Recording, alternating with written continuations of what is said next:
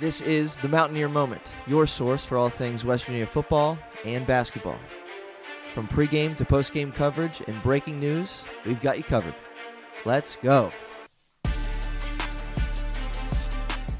Welcome to another episode of Mountaineer Moment, episode number 33, as the Mountaineers fall again to the Utah Utes at home by a final score of 48-14. Again, this is Mountaineer Moment, a podcast covering West Virginia football and basketball, and not a fun one at all to watch. I wasn't there, but can only imagine how rough that was to watch in the stands in the rain in Morgantown. Big 12 home opener. We know the story as far as the Big 12 opener and the loss to Kansas on the road, but things are not good to start Big 12 conference play, right? We were sitting here 2 weeks ago after the Backyard Brawl win on Cloud 9, and that is not the case anymore. 89 points given up the last 2 weeks, first 2 weeks in Big 12 play, and just 24 put up. So not good. 89-24, you're outscored the last 2 weeks, one on the road and one at home. Again, this most recent game coming as a loss to the Utah Utes, 48-14, who were coming off of a loss of their own against Texas Tech at home. And if you watched any of the preview content here on Mountaineer Moment, or watched or listened, whatever platform you're on, we talked about it. We said, okay, Utah was ranked 16th in the country 7 days ago. And coming in here to Morgantown, you're going to get a focused group. You're going to get an angry group because they didn't like the showing that they put forth against Texas Tech at home last week. And so we knew we'd get their best. The hope was that we would put forth our best, and we didn't by any means, and or by any stretch of the imagination. And here we are, sitting with another loss, sitting at 2-3 overall, sitting at 0-2 in conference play. I mean, Utah came out, pretty similar to what we saw against Kansas on the road. I mean, this was just from start to finish, it just wasn't good.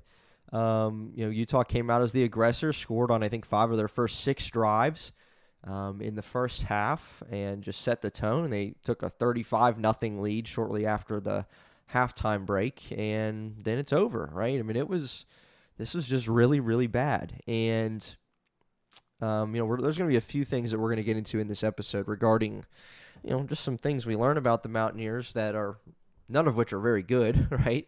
None of which are good, period. And, we'll break down the game, break down the stats, what went wrong, what was, noticeably bad. It was all not good. And this is consecutive weeks here. We're sitting and talking about a performance that just is not one to be proud of. Offense, defense, special teams.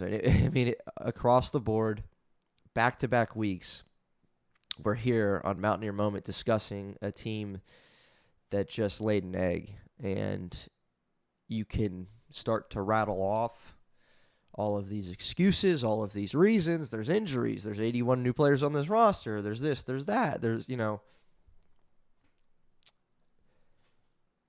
but no amount of excuses in the book, or, valid or invalid excuses, can justify the performance that we just saw against Utah. Similar comments from Rich Rod post game as it was to the Kansas loss, and I get, I'm viewing these two the same because they just were point blank period. These were two very similar performances by the Mountaineers, and Rich Rod said, bad coaching, bad playing, and here we are, right? And there was a fear coming into this one, and Mountaineers were 10, 11 point underdog against Utah. Lost by 34. There was a fear because of this Utah team, again, coming in pissed off. Obviously a lot better team than the Mountaineers, but obviously a lot better team, too, than what they were just a week ago. They put forth a performance that really isn't them. We talked about it as far as, breaking down Utah and what they like to do. Well, they like to run the football. They have a talented quarterback who put up a ton of rushing yards at his previous stop at New Mexico. Devin Dampier, we did a whole episode highlighting what he brings to the table. He was as advertised, in this one. And yeah, Dampier went, he came in with like a 71% completion rate, and he topped that 21 for 26, 237, 4 touchdowns, and 1 interception that was just a really, really bad throw. Obviously, he would have liked to have that one back. The backup quarterback went 4 for 4, 53 yards and a touchdown himself when he got checked into the game. But this is a team, again, who came in averaging nearly 50 rushing attempts a game. They got 47 in this one. They came in, approaching that 300-yard mark for rushing yards. They got 242. As far as the Utah offense is concerned against the West Virginia defense that has now struggled 2 weeks in a row after a pretty strong start to the season for that unit. You get Jamori Robinson back involved. He obviously hasn't done much or made an impact, for this Mountaineer defense. But Utah, really, what's noticeable to, an in-depth fan who follows this team, what's noticeable to a guy who's just sitting there kind of watching the game and knows a little bit of football, Utah offense did whatever they wanted to the whole game, right? Certainly through that 35-0 lead. The moments where this was a game, or before they put it away and they just kept racking up points through the air, they did what they wanted. Again, 25 for 30 as a team. On the ground, they did what they wanted. I'm just looking at the box score now, and something just jumped out to me. So they had 7 ball carriers, and 6 of them went for at least one rush of 12 or more yards. So Wayshawn Parker, the running back, had a 40-yard run. Rogers had a 19-yard run. Daniel Bray had a 17-yard run. The only guy that carried the ball that didn't go for, Mountaineers kind of, I guess you could say, kept in check with his legs was Devin Dampier with 11 carries, 33 yards, and a touchdown. His touchdown run was a nice physical run from him at the goal line, forcing it in the end zone. But, man, just think about that. These guys were just, they averaged 5 yards a carry, but they were breaking them for first downs too. 6 of them did, right? At least six carries of 10 or plus yards in this one. And, Mountaineers defense, the running stats were pretty similar at the end of the day. Jared Bowie had a carry for 68 yards on a nice play, which helped the Mountaineers stats here, but 48 carries, 47 for Utah, 261 yards and a touchdown, 242 for Utah. So on the ground, again, a couple, big run from Bowie helped that, but through the air, Mountaineers couldn't get it done. And we'll get there in a second. I'm getting ahead of myself, but I think what sticks out to me the most from this one is just how efficient Utah was doing what they wanted to do. They converted, their first 6, 7, 8, 9, I don't even know, third downs. Through the first half, at least, they were 6 for 6 on third downs. Again, alluding to, getting to this fact that they went 5 for 6 on scoring drives in the, in that first half. Or 5 of 6 through their first 6 drives. I think with that second one, or another one came in the opening drive of the third quarter. But anyway, there was no resilience from the Mountaineer defense. You can say the guys were playing hard, they were doing this and that, but I saw, perhaps more than any other performance this season for the Mountaineer defense, there was a lot of miscommunication, a lot of miscues, a lot of open receivers. Just wide open, either for a touchdown or for a first down. And then, a couple plays where you get, a big Utah receiver or a tight end lined up with a small West Virginia corner, and they just abused that. You saw this Utah offense just continue to run the football play after play after play after play because West Virginia just didn't have an answer and didn't adjust to stop it. And then again, when they went to the air, they were incredibly efficient. They did what they wanted to all game long. And, Kansas did similar things, but, Jalen Daniels was, I think, just 50% through the air. And now you got a team who went 25 for 30 on you. and found a lot of different receivers. Ryan Davis, we talked about him. He was big with 107 yards, 7 catches, and a touchdown in this one. Ryan Davis, of course, coming over from New Mexico with Devin Dampier, and he was as good as advertised, their leading pass catcher and yard getter, if we can say it that way, in this one and on the season for Utah. So very good game for him. West Virginia had no answers. And that was just really the case across the board. So if we can just summarize the West Virginia defense against the Utah offense in one statement, it's that Utah did what they wanted all day long, and there were little adjustments and no resistance from West Virginia. Now, if we take it over to the offense for the Mountaineers, of course we know the story. Nico Markiel did not play because of an injury, and with foot injury, went to Colorado to see a foot specialist early in the week, and he knew when that happened, it was like, all right, he's probably going to be ruled out, or at least won't start. Sure enough, he was ruled out. Jalen Henderson got the start. Limited, playing time this season, obviously a part of that quarterback battle heading into the season, but to this point, through the first 4 games for the team, Nico had started every game. Henderson obviously played against Robert Morris. I'm not sure he saw the field against Ohio. He obviously played, I think, 1 possession or 2 maybe against Pitt. Saw action against Kansas and led the Mountaineers on a nice long drive, primarily with his legs. And that game was already out of reach at that point. But at that point, you're like, okay, well, maybe Jalen Henderson's the guy. Maybe he's going to do it. And so now you're looking forward to Utah. Now you're thinking, okay, maybe the change of quarterback is going to get the spark. Maybe it's going to get this offense going. And it just did not, if you can't tell already. So Henderson through the air, 3 of 7, just 7 pass attempts, 22 yards. Mountaineers couldn't do anything. They ran the ball obviously a little bit more effectively in the second half, but some of that was with Khalil Wilkins, who got inserted into the game, had the Mountaineers' only passing touchdown. Wilkins is a redshirt freshman who has seen some playing time this year, but hadn't thrown a pass yet. Converted on 3 of his six attempts, connected on, I think it was a 39-yard pass to Cam Vaughn for a touchdown for the Mountaineers for their first points, again, when this game was already very well out of hand. But kind of cool to see Khalil Wilkins do that. If there's anything you take away from this one that was any way in the slightest good, it was Khalil Wilkins. Again, small sample size, but threw the ball, threw a touchdown pass on a long pass, and got it done with his legs. He's a good runner. I mean, there's no doubt about that. We knew that before this game, even before coming into the season. But 9 carries for him, 39 yards, including a 17-yard scamper for Khalil Wilkins. Very elusive, very quick, and very good, which is making some Mountaineer fans think, okay, well, got blown out with Nico starting, got blown out with Jalen Henderson starting. Why not go to one of these young guys? And why not it being Khalil Wilkins or Scotty Fox? Scotty Fox very limited, just a couple runs on the final drive here for the Mountaineers. But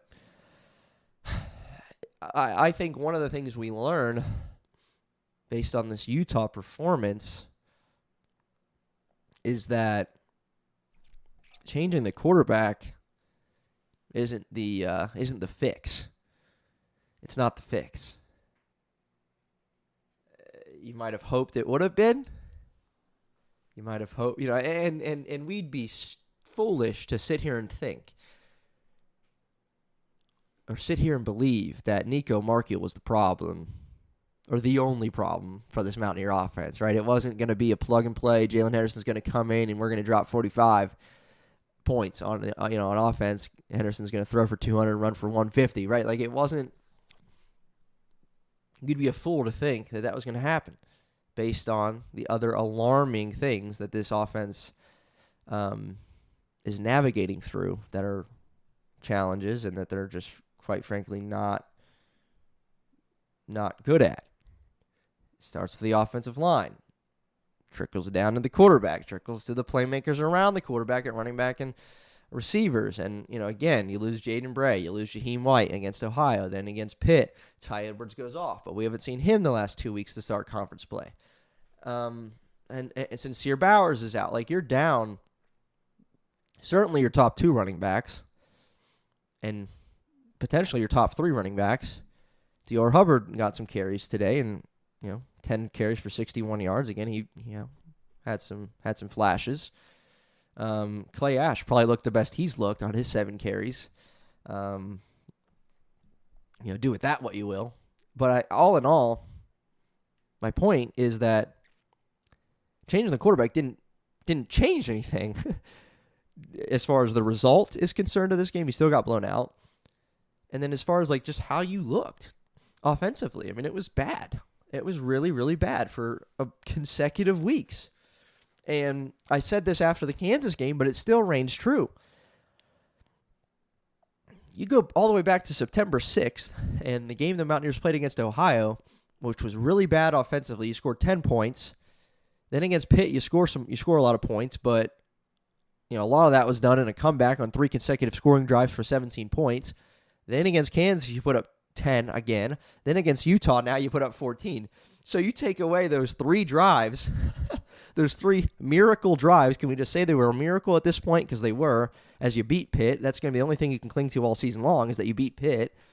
But they had 3 consecutive scoring drives, and outside of that, against Ohio and against Pitt and against against Kansas and against Utah, you have struggled so much offensively. It's not all the quarterback, and you'd be a fool to think that we were going to come in here with Jalen Henderson at quarterback and everything's going to be fixed. And not only to think there wasn't anything fixed. There was nothing fixed. Nothing looked better. And so now it's who's going to start this week, right? And we'll talk about that, certainly, as we head into the next game, which, by the way, is Friday night against BYU.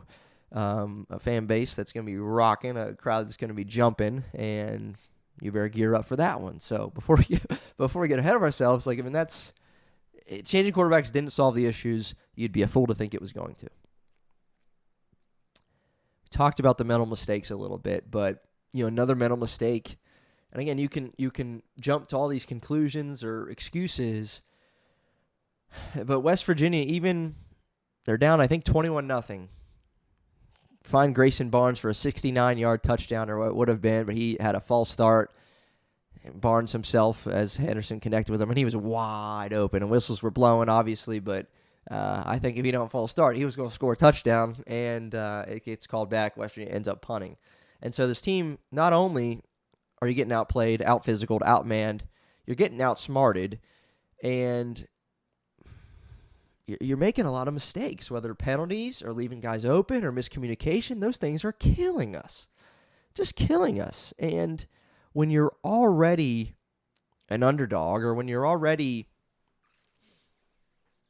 have your fair share of struggles without, just taking into consideration mental errors, when you already have that, you can't afford to beat yourself too. And you just did. Not good. And from bad to worse, as we end this episode, the reality is, and what we learn about the Mountaineers after this game,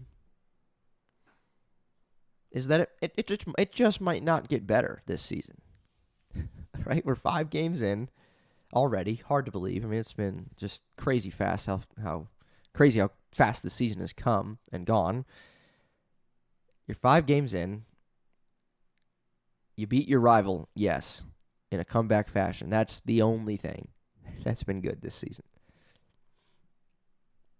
And it might not get better. And I'm not sitting here saying that Kansas and Utah are the bottom of the Big 12 and you just lost to them. They're talented teams, better than you, obviously. But now and not to get so far ahead as we get so far ahead, but you got BYU next week, obviously talented, not going to be you might not be favored in another game this season. You got teams that, Cincinnati beat Kansas. And, you might have thought, well, that could be a win. It's not good. And it might not get better because these issues that we're still talking about as far as the offensive line, as far as quarterback play, as far as playmaking, as far as defense and mental mistakes and those kind of things, these things we keep talking about. If we're 5 weeks in and we're still talking about it, we've been talking about it for 5 weeks, chances are it's not a fluke. It's just the reality of what this team is and who they have and how they're playing. So it might not get better for the Mountaineers. Just saying. Anyway, this is Mountaineer Moment, episode 30, what did I say at the beginning? 33. And not going anywhere. We're going to have episodes coming this week, or upcoming week, covering pregame and different things that we've done, obviously, throughout all the games this season as we head into BYU week, a trip on the road for a Friday night game with BYU. So be on the lookout for more content this week coming, and maybe a little discussion about this quarterback situation at the Mountaineers, this ongoing, ever-changing, ever-evolving quarterback situation. But we'll have you covered here on Mountaineer Moment. We'll see you next time.